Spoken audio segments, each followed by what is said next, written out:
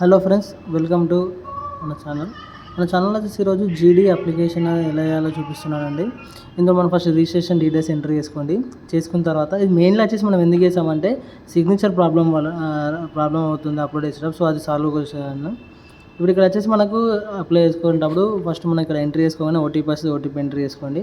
OTP entry చేసుకున్న తర్వాత ఇక్కడ రైట్ సైడ్లో మనకు అప్లై అనే ఆప్షన్ కనిపిస్తుందండి. అప్లై క్లిక్ చేసుకోండి. మనం ఆల్రెడీ ప్రాసెస్ మొత్తం కంప్లీట్ చేశాను. సో లాస్ట్కి మనకు డైరెక్ట్ సిగ్నేచర్ అండ్ ఫోటో దగ్గరికి వెళ్ళిపోయాము. ఇక్కడ ఫోటోనే డైరెక్ట్ ఓకే మనకు అప్లోడ్ అవుతుంది.